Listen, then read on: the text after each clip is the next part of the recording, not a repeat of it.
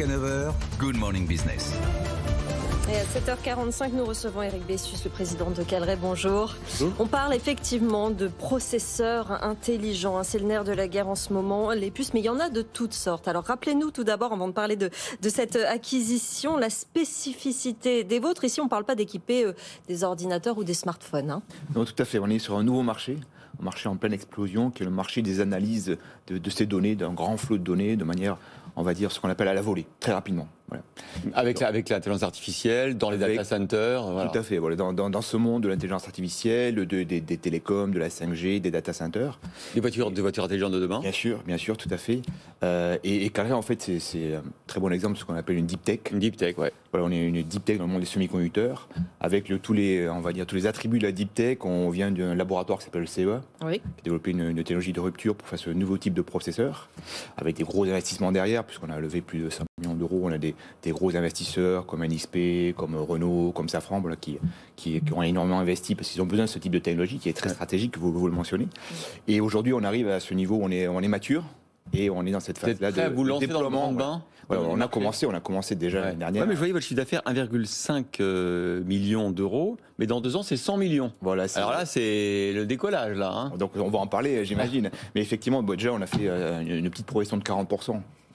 Qui reste anecdotique par rapport à notre ambition, bien sûr, mais ça traduit déjà qu'on a des premiers produits qu'on a lancés l'année dernière, parce qu'au niveau du stockage, il y a très très gros besoin de ce type de puces dans les nouvelles générations de serveurs stockage, et donc on commence à le déployer, et on est dans cette phase d'accélération, et c'est en particulier pour ça qu'on a fait qu'on a annoncé hier une acquisition. Alors celle d'Arcapix, leader aussi dans les solutions de stockage, mais côté logiciel, au fond, vous rajoutez une brique à vos produits pour qu'ils soient encore plus opérationnels. Vous allez rajouter la brique de logiciel, en fait. Hein. C'est exactement ça. Donc, ça qui est intéressant dans Arcapix, c'est une société britannique qui en fait une grosse partie de son activité aux États-Unis, ce qui nous intéresse beaucoup, et qui ajoute cette brique, comme vous le dites, additionnelle par rapport à notre solution, qui permet en fait à nos clients d'adopter beaucoup plus facilement et d'intégrer beaucoup plus facilement nos produits avec les leurs. Donc on est sur les mêmes marchés, c'est-à-dire toutes ces applications qui analysent très, très rapidement les données, l'intelligence artificielle, tout ce qui est typiquement les médias, l'aérospatial, les télécoms, tout ce genre d'applications qui sont très gourmandes en données.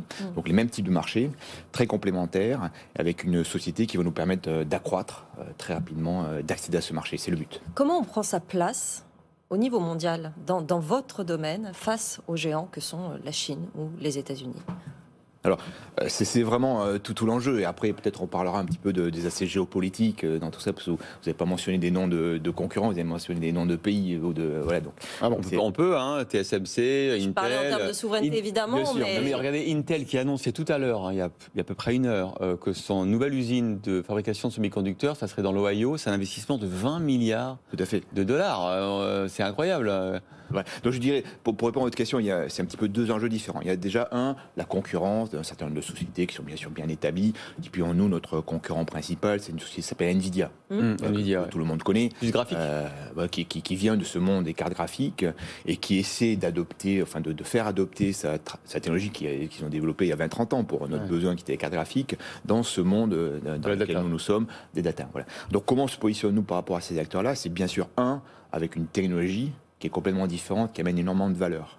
Pourquoi ? Parce qu'on est parti d'une feuille blanche, et c'est tout l'intérêt d'une deep tech. Donc une technologie, il y avait un rapport d'une société qui s'appelle Gigacom qui mentionnait que Calray était la société la plus avancée en termes de technologie sur ce marché-là. Donc on a vraiment une très belle technologie. Donc on y arrive encore quand on est français, quand on travaille avec des laboratoires comme celui du CEA, à être innovant. Oui, tout à fait, bien sûr. C'est encourageant. Il faut choisir juste le bon domaine. Il faut trouver le bon domaine, il faut aussi être un petit peu visionnaire, et ce qu'a été le CA de voir où allait le marché. C'est-à-dire, le but, c'était pas de refaire une puce pour un téléphone portable, ça existe déjà. Voilà. C'était de voir, il y a un nouveau marché qui va nécessiter d'avoir des approches complètement différentes, donc on peut y aller. Vous pensez que vous pouvez avoir une position dans quelques années de leader mondial dans ce domaine ? Mais c'est le but. C'est le but. Encore une fois, pourquoi ? Parce que c'est un nouveau marché. Donc les cartes sont rebattues. Et pour reprendre votre question, donc comment on se différencie une technologie, et du coup quel est notre challenge? Nous, c'est pas la technologie, maintenant elle est mature, etc. C'est comment on grossit. Et comment on grossit très très rapidement.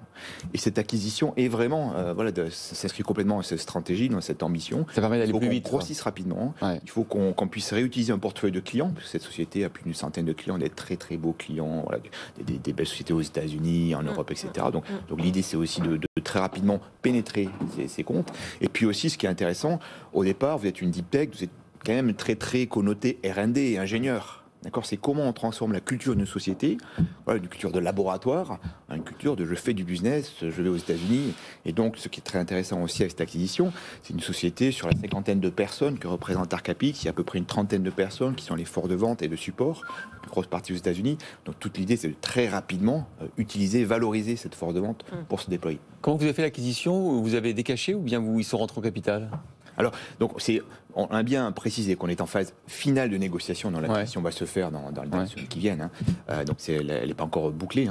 Et ce qui est très intéressant dans la manière dont on a structuré le deal, c'est ce que vous dites, c'est-à-dire on a dit au fondateur, voilà, est-ce que ça vous intéresse de rejoindre le bateau? C'est ça.